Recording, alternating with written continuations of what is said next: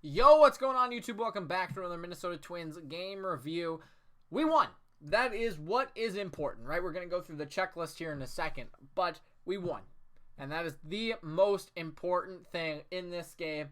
And we're beating a good Chicago team, right? They're not the best, right? They're still sub 500. You know, Cleveland has been doing well, but they're not Detroit. They're not Kansas City. So we got to take what we can get with wins over a decent Chicago team. But it's good. It's good to get a win. It's good to, at least guarantee a series split. We're going to go for the sweep. I think we'll get it. I do think we'll get it. But that's not the point. We've been doing well pitching-wise in this series. Our bats have come alive. I really think that Yankee series helped us out there. But, the bats have come alive. The pitching has done well. We'll talk about that, of course. But realistically, you get the win. That's all that matters, especially when Cleveland keeps winning, because it doesn't seem like they're ever going to get another loss unless it's us.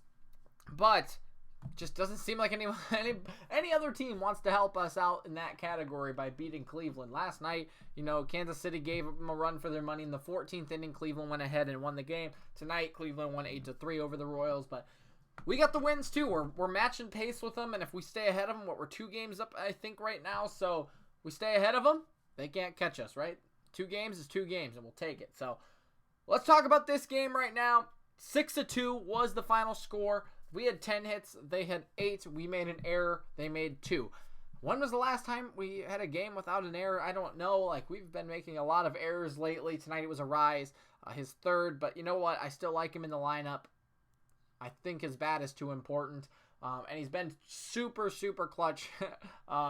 Just getting on base. He's a rally starter. He's a guy who needs to be out there regardless of the error. But it didn't cost us anything, and that's what's important. So let's go through the checklist. Did we score first? Yes, we did. We scored in the top of the 2nd inning. We had 5 runs in that inning, a big inning. We only scored in 2 innings, the 2nd and the 7th, but the 5 runs in the 2nd was enough. Pineda pitched really good tonight. Our bats, came alive when they needed to. That's what matters. But we scored first, so check that off. Did we score 6 runs? Yes, we did. There we go. That was an important run in the 7th inning to get us to that 6 mark. So check that one off as well. Did we allow our opponents to score 6 runs? Well, obviously not, because we won. So check that box. And did we find a way to win? Of course we did. Since we're in the win column, that's obviously the most important one. But there we go. Checking all the boxes. That's how you win baseball games. Do you score first? Do you keep the lead? Do you not allow a certain amount of runs? There you go. You'll win the game. So let's go through the runs really quickly. We'll start in the 2nd inning. And last night, as you saw in the title, last night I predicted that Max Kepler would go deep in his first at-bat. He did not. In fact, if you want to look at it, Max Kepler grounded out on the 4th pitch of the game, I believe. So, he did not, get number 200 in that at-bat, but I was right when I said that he would be the guy to do it, and he did it in the 2nd inning. I mean, we did have a chance, not a chance to hit a home run, but a chance to take the lead in the 1st inning. Abreu made an error, so Polanco reached, Cruz reached, but then Eddie Rosario grounded into a double play. That's all right, because in the 2nd inning, yes, Miguel Sano struck out to lead off the inning, but then Arise singled. Single by Gonzalez, a walk by Castro. The bases were loaded. We have been so bad with the bases loaded. Honestly, what was the... I thought I saw somewhere that our OPS was 100. Maybe I'm totally wrong on that, but it was 1 or 300 or something with bases loaded. So what do we do tonight? At least we score a run with the bases loaded, and it was huge because Byron Buxton flew out to left field. It was the sacrifice. That's got us on the board first. But then is what we made him pay for. It wasn't with the bases loaded, but with 2 guys on. Max Kepler hits his 27th home run of the season. It was number 200 on the year. I predicted it right. I'm just going to put it out there right now. I did not predict the right inning, but I did predict that Max Kepler would hit the 200th home run. There we go. That's exciting. We were up 4-0 at this point. Jorge Polanco doubled, and then Nelson Cruz singled to give us a 5-0 lead. As I mentioned, 5 runs in that inning. Eddie Rosario singled, and we actually batted around. 10 batters came to the plate. Miguel Sano grounded out, so he was out twice. But you know what? That's fine, because we got 5 runs in that inning, and that's all that we needed to do. We needed to score 3, and we did. Max Kepler's home run would have secured the win, but we didn't know that at the time, of course. But 5-0 lead at the end of 2 innings. That's incredible. They did score in the bottom of the 3rd inning when Yolmar Sanchez did single, and then Adam Engel hit a home run. Only his 2nd of the year, but you know what? Again, it was only 2 runs. That's all that mattered. We got out of the inning clean other than that, and we took the lead into the 7th, where we hit 1 more home run. It was Nelson Cruz, 26th on the season. In his last 10 games, he has 10-game hitting streak with 9 home runs. That man is on fire. He has gone from, 17 home runs after, being injured for a little while at the beginning of the season to 26 home runs. 9 home runs in his last 10 games, and that is all because of him just being back in the lineup every day. I guess I don't know. But he's having a very good, battle with Max Kepler for the lead. I think that's exciting.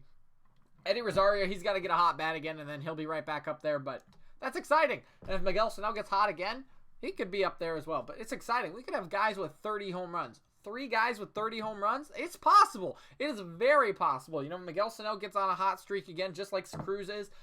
Very, very possible, and I think Eddie Rosario will reach 30 by the end of the year. But it's a stretch, I get that, but you know what? It could happen, and that's very, very exciting, because I don't know.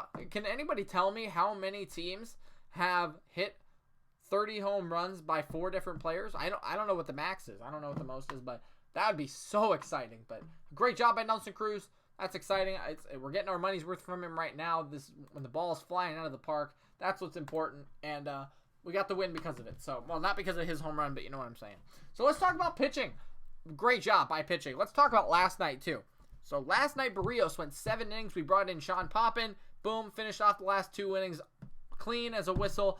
And then tonight, we get the same thing from Pineda and Thorpe.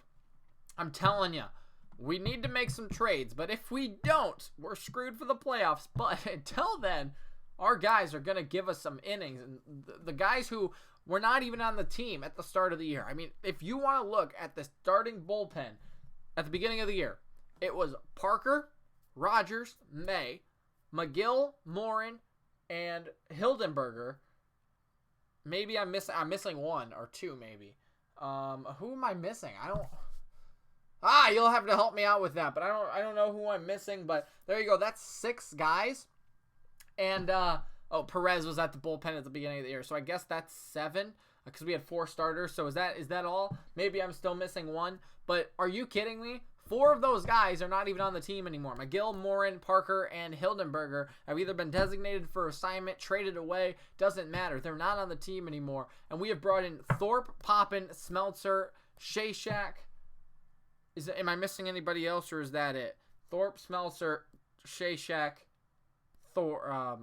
Poppin. I think that's it. Maybe Stewart. There we go. I knew I was missing 1. So 5 guys basically that we've kind of just shifted, from AAA to the major leagues every other day or whatever. But my goodness, they have been good. Pineda went 7 innings tonight. It's exactly what Barrios did last night. Gave up 6 hits, a couple 1, 2, 3 innings in there. That's always good. But 2 earned runs, 5 strikeouts. A little bit lower on the strikeout side of things, I think, for what Pineda's been able to do the last couple of weeks. But 5 strikeouts is 5 strikeouts, and he got only 1 walk. Not bad at all. And Thorpe, he pitched great in the last 2 innings, gave up 2 hits, nothing else. No strikeouts, no walks, no earned runs. That's fine. You know what? That I will take.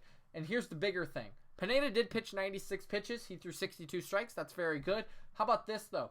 Thorpe only threw 29 pitches over 2 innings. That's less than 15 an inning. That is incredible. That is beyond major league numbers right there. That is fantastic. That's what he needed to do.